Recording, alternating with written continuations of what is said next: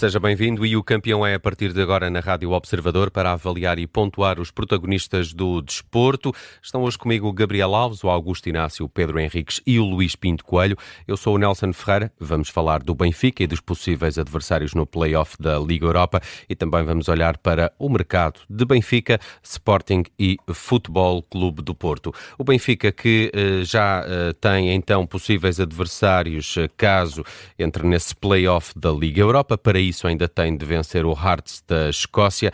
Vão depois encontrar o Horus ou o Sabah, uma equipa dinamarquesa ou uma do Azerbaijão, e jogam precisamente com quem perder nesse confronto, porque estas equipas estão a disputar a terceira pré-eliminatória da Liga dos Campeões. Caso o Benfica perca com o Hearts, vai cair para a Liga Conferência e esse é um sorteio que estará prestes a começar. Também aí saberemos qual a equipa que poderá calhar em sorte. Nesse caso seria azar para o Benfica e significava que não teria vencido o Hearts na próxima partida da Liga Europa. Augusto Inácio, muito bem-vindo, muito boa tarde. Não sabemos muito sobre estas equipas. Há pouco aqui na Rádio Observador o Bruno Roseiro deu-nos algumas indicações destas duas equipas, o Horus da Dinamarca e o Sabah do Azerbaijão, mas ainda assim parecem-me ser duas equipas mais acessíveis no plano teórico do que o próprio Hearts da Escócia. Boa tarde a todos. É verdade, até porque o Benfica, antes de pensar nesse jogo, tem que ganhar ao Hearts. E aqui a vantagem que existe é que isto é uma eliminatória de 2 jogos. Se fosse de um jogo, ainda se podia colocar aqui assim algumas entraves, enfim, algumas intermitências. Foi o que aconteceu com o Santo Galo, que o Benfica perdeu, mas visto que o Benfica era melhor, mas no segundo jogo, na Luz, o Benfica cilindrou os suíços. E o Benfica com o Hearts também me parece que é super favorito, porque o Hearts realmente o ano passado teve quase a ser campeão, só não foi, enfim, porque o Celtic acabou depois por ser superior. Mas o Hearts ficou sem muitos jogadores para esta temporada, ficou sem o treinador, é uma equipa muito mais debilitada e o Benfica é claramente favorito para ganhar aos escoceses. Não me parece, sinceramente, que os dinamarqueses ou que o Shabab, salvo erro, do Azerbaijão, seja realmente aquela equipa que seja superior, inclusivamente até aos suíços. Por isso o Benfica tem tudo para estar na Liga Europa.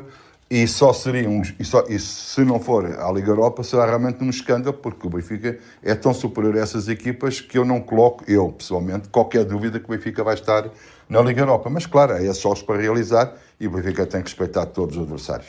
Gabriel Alves, já conseguimos começar a perceber um bocadinho melhor que Benfica é este de Marco Silva, apesar do mercado ainda não estar fechado e também de haverem notícias hoje de que o Benfica não quer mesmo vender Sheldrup. Já conseguimos olhar para este Benfica como claro favorito para todas estas equipas que se perfilam nas caminhadas europeias? Boa tarde. Eu estou de acordo com aquilo que o Augusto acabou de referir. Os jogos, portanto, têm que se efetuar e, portanto, sendo favorito sim, é verdade, mas a equipa tem que estar extremamente atenta, portanto, tem que ser competitiva, não pode ser de outra forma. Quanto a Marco Silva, já aqui referi e volto a sublinhar, na minha opinião, um treinador de pouca conversa e bem pragmático. Aliás, naquilo que é a sua comunicação, pragmatismo. Nada de floreados, nada de romances, nada de peças para telenovelas. Objetivo. E isso é importante. Falar do Horus e do Sabah. Há aqui algo que, já agora, uma curiosidade que me parece colocar, reportando aos anos 60, 1961, quando o Benfica fez a sua caminhada para a conquista da primeira taça dos campeões europeus, reparem que foi o Hearts e o Horus que estiveram, portanto, na rota, portanto, com a chegada para, obviamente, Berna, onde o Benfica depois ganhou ao Barcelona. Portanto, isto é interessante, é a vida, é as voltas que a vida dá e, obviamente, o Benfica eliminando o Hearts poderá vir a ter o Horus. Quanto ao Sabah, há aqui uma questão só, é a viagem para o Azerbaijão, que obviamente é longa, muito longa, mas de qualquer das formas não é por aí que o Benfica perde o favoritismo. Pedro Henriques, também uma opinião sobre esta caminhada que poderá fazer o Benfica, adversários que tem pela frente, sendo que parece de facto que o Hearts da Escócia até é o mais complicado nesta fase e é o próximo adversário. O Benfica que parece que não quer vender Sheldrup. É nesta altura o jogador mais cotado que terá no plantel? Bom dia. Assim, há várias questões ao mesmo tempo. Começando a ir para essa questão do mercado. O mercado falta um mês e nós sabemos que o futebol atualmente já não é como há uns anos atrás, exatamente por causa desta questão deste mercado e depois também do mercado de janeiro. E, portanto, aquela ideia que é começares logo na pré-época a fazeres com os jogadores, portanto, a trabalhares com os jogadores que serão à partida os jogadores para essa época, isso já deixou de existir. E, portanto, o mercado é extremamente volátil, entra e sai muita gente e o Benfica corre esses riscos dos jogadores mais cotados poder eventualmente perder. Eu, em relação ao Sheldrup, eu acho que muitas das questões que estão aqui em cima não é tanto o perder, é sobretudo as renovações ou não renovações que se podem fazer, porque eu não acredito que, sendo o tal jogador essencial, a não ser que alguém venha mesmo com a cláusula de rescisão e o jogador tenha muita vontade de sair e, portanto, aí junta-se essas duas circunstâncias. Aí o Benfica ficaria sempre com, pelo menos, a questão do dinheiro. Agora, sair por preço ou por valores mais baixos, sendo os tais jogadores imprescindíveis, torna-se difícil. E o Benfica, neste momento, tem esta questão, ligando aqui com a Liga com a Liga Europa, com estes jogos que o Benfica tem para fazer, tem o facto de termos aqui, e visto do ponto de vista do Benfica, ainda que acertar coisas no plantel, a começar, por exemplo, a tal questão do defesa central, o tal jogador, o tal central que supostamente poderá estar a ser negociado esta semana ou não, e o Benfica jogou um bocadinho com isso, com esta questão de ter portado o António Silva até ao limite, porque também olhou para as eliminatórias e percebeu que também isso e o início do campeonato são relativamente acessíveis, em termos teóricos, dos jogos que o Benfica vai tendo e, portanto, estou de acordo com o que disse o Gabriel do Inácio, com maior ou menor dificuldade, quer esta eliminatória, embora o Benfica agora comece em casa, não comece fora como foi com os suíços, quer o que possa vir a seguir, são eliminatórias, se calhar o maior desgaste poderá, se tivesse ido ao Azerbaijão, ser a viagem, porque o Benfica, acho que com mais jogadores ou menos jogadores, mesmo que seja o plantel fechado, vai passar estas eliminatórias e vai estar na Liga Europa, e a maior preocupação do Benfica neste momento é conseguir, dentro deste mês, acertar com as necessidades que tem, não perder jogadores e ir buscar eventualmente o tal central, que poderá ser neste momento o maior problema do Benfica. Caso isso não aconteça, também já sabemos que o Benfica cai para a Liga Conferência e há aqui dois adversários já conhecidos. Terá pela frente o Paid Linamenskonde, da Estónia, nunca ouvi falar desta equipa, e o Rapid Viena da Áustria, esta já mais conhecida. Isto caso não vença o Hearts e caia então para a Liga Conferência. Luís Pinto Coelho, queria avançar contigo para questões de mercado, porque se Sheldrup parece ser a joia que o Benfica quer preservar. Há aqui também notícias nos últimos dias de um possível assédio a Viktor Froholt. Sabemos a importância que teve no Futebol Clube do Porto na última época. Olhamos bem para a exibição que fez também na Supertaça. Que Porto seria esse sem Froholt? E se essa saída é possível, porque para um jogador tão importante o Porto deverá querer manter essa altíssima cláusula que tem. Olá, boa tarde. Possível é, e eu acho que até pode acontecer. Eu acho que é um jogador que encaixa na perfeição na Premier League, a intensidade dele, alta rotação sempre, depois também muito jovem e os clubes ingleses gostam de contratar estas jovens promessas. E acho que ainda para mais o Newcastle, que é o clube que mais se fala, tem dinheiro fresco, também vai vender Bruno Guimarães. Mas vai ter também um novo treinador, não é? Sim, essa é a questão. O antigo treinador gostava muito do Froholt e tinha o jogador indicado à direção do clube para o contratar. Vamos ver o que é que diz este novo treinador. Mas eu acho que poderá ser difícil o Porto manter, embora acredito que a sair do Porto será por 75, 80 milhões de euros. E que Porto será esse, sem Froholt? É um jogador preponderante na equipa, isso parece-me claro, é o motor da equipa naquele meio campo. O Porto terá que ir ao mercado, obviamente, mas também o Porto precisa de fazer uma grande venda e poderá aqui ser esse jogador, porque começa a achar difícil o Diogo Costa sair. Se o Paris Saint-Germain contratar o internacional japonês ao Parma, o guarda-redes, acho que não há muitos clubes que possam contratar o Diogo Costa e que ele queira ir. Por isso, para fazer uma grande venda, se calhar ou o Rodrigo Mora ou o Fraol, mas se calhar o Fraol neste momento vale bastante mais dinheiro, tem mais mercado, isso pode ter que acontecer, e o Porto terá que ir ao mercado, obviamente, também equilibrar as contas, e depois terá também já tem o jogador coreano, que eu acho que vai acrescentar muito também. Agora, obviamente que terá que ir ao mercado e voltar a contratar bem como contratou o Fraol. Augusto Inácio, é uma perda grande também para o próprio campeonato português, um jogador acima da média que mais cedo ou mais tarde terá outros voos pela frente?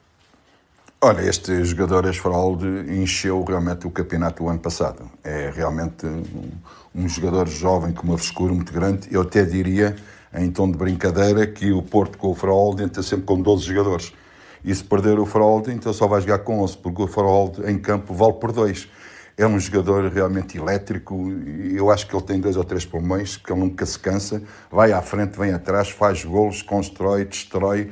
Enfim, é um jogador muito completo, gosto muito dele e seria uma perda realmente muito grande em relação àquilo que é a equipa do Porto. Agora, há uma coisa que o Luís Pinto Coelho disse aí, e bem, o Porto, se precisar de dinheiro, o Farolde é aquele que pode dar muito mais dinheiro, mas desportivamente o Porto vai perder muita coisa. É verdade que o Ang foi contratado, o Porto provavelmente teria que ir ao mercado, teria que achar também se calhar alguns milhões, porque para um jogador para jogar no Porto nesta altura e de qualidade, o Porto também tinha que gastar alguns milhões, mas claramente que era capaz de equilibrar as suas contas. Isto lá está tal coisa, manter curta, por um lado financeiramente ficas bem, desportivamente ficas mal. Enfim, o Porto é que tem que decidir, se houver essa proposta, se realmente qual é o melhor, se é desportivamente, se é o financeiro. Gabriel Alves, seria mais prejudicial para o Porto perder Froholt ou perder Diogo Costa? Eu acho que perder Froholt é mais prejudicial. Diogo Costa é um grande guarda-redes, mas eu tenho ouvido falar muito, 60 milhões, eu não vejo que haja quem vá dar 60 milhões pelo Diogo Costa. E isto não é pôr em causa a qualidade, a ultra qualidade do guarda-redes do Futebol Clube do Porto e internacional português da baliza. De facto, um guarda-redes, mas 60 milhões é muito para um guarda-redes e não reza a história. Há sempre uma primeira vez, obviamente, claro, mas não reza a história. Portanto, 45 seria... Bom... Quanto a Froholt, é de facto craque, é um craque, pronto. Mas há aqui um fator também que isto é interessante, nisto de mercado, obviamente saindo por 75, 80 milhões, enfim, previstos, obviamente o Porto depois para ir buscar um jogador, naturalmente o mercado vai dizer, tu recebeste 80 milhões, não é? Portanto, aquilo que seria um jogador interessante, naturalmente o Foco Porto saberá, a estrutura, os seus olheiros, portanto os seus treinadores, o seu presidente, que inclusive também é um homem do futebol, sabem e naturalmente já têm um objetivo. Só que, quando tu vendes caro, depois também aquilo que vais buscar é capaz de não ser barato. Não tão barato. E quanto àquilo, portanto, que falávamos há pouco, por exemplo, o Benfica e os centrais, o mercado sabe que o Benfica precisa de um central. Obviamente, portanto, sobe o preço. Seja de quem for, não estou a falar do A, B ou C, é de quem for, precisas de um central. Portanto, tens urgência no central, vais ter que pagar mais. Portanto, isto são os tais, é um mercado, deve haver, o precisas, não precisas, os excedentes, não excedentes, e ainda falta faz muito parte da economia. Pedro Henriques, queria muito rapidamente também uma opinião rápida aqui à questão do Sporting, que ainda não abordamos neste programa de hoje. O Diomande, pelo que percebi aqui também, informação do Observador, terá viajado para a Espanha em low cost, mas não numa viagem relacionada com a sua saída para o Nottingham Forest. Fala-se de uma saída de Bragança e também de Pote nos próximos dias. É um Sporting que tem aqui uma transformação grande de plantel, talvez a maior dos 3 grandes. Sim, a única questão é perceber, para já a pré-temporada correu bem e aparentemente as substituições foram bem feitas. A questão depois é com a tal profundidade, quando começar todas as competições ao mesmo tempo e a experiência que estes jogadores, por o estatuto que tinham, também já davam ao Sporting. Agora é uma mexida brutal. Em relação ao Diomande, só dizer que também foi com essa notícia, mas ele está a evoluir, porque repare, ele quando foi de Mafra para o Sporting, foi na Mafrense e agora já vai à Espanha de avião, portanto, mesmo sendo em low cost, já não é nada mau. Pedro, fico já com o teu campeão e a tua nota para esta segunda-feira. Olha, a minha nota vai exatamente para esta semana, vamos já começar a falar nisso, obviamente, claro que ainda temos o Benfica pela frente e temos aqui, portanto, jogos internacionais, sob o ponto de vista de chegarem, neste caso, a questão da Liga Europa, mas dizer, acima de tudo, que é a semana que precede, ou que antecede, acho que é preferível dizer assim, que antecede aquilo que é o início da nossa Liga e, aparentemente, eu hoje vi um post relacionado com o curso de ação de reciclagem dos árbitros, com a malta por lá uns hashtags, está tudo bem, está tudo muito feliz, etc. Mas parece que esqueceram que o Eduardo Gomes se demitiu e que há respostas que ainda não foram dadas e, portanto, eu não sei se está assim tudo bem, até porque o início da época não correu assim tão bem com esta supertaça em termos de arbitragem. Estou com alguma preocupação em relação àquilo que devia ser o meu descanso, que é vai iniciar-se o campeonato e pronto, vamos esperar que as coisas corram bem, mas eu estou com muito receio em relação à arbitragem, porque assim que houver o tal primeiro penalti, e já aconteceu nesta jornada de supertaça, a malta vai cair em cima da arbitragem. Portanto, estou com muita apreensão, com muita esperança ao mesmo tempo, que corra tudo bem, 20 pela esperança, 9 pela apreensão. Luís Pinto Coelho, avanço com o teu campeão desta segunda-feira. Olha, vou dar aqui um 18 ao Varzim, que ontem ganhou o Vitória Sport Clube. Sim, e no dia anterior tinha vencido também o Académico de Viseu, a duas equipas da Primeira Liga. Eu gosto bastante do Varzim, é uma cidade que respira futebol e que faz falta à Primeira Liga. Espero que eles consigam esta época subir à Segunda Liga. Talvez o estádio mais à beira-mar de Portugal, não é? Sim, é um estádio mítico, uma cidade que gosta muito de futebol e eu acho que fazem falta estes clubes e que tem gente e que tem adeptos e que acompanham a equipa, por isso uma boa nota aqui para o Varzim. E vamos à nota de hoje do Augusto Inácio.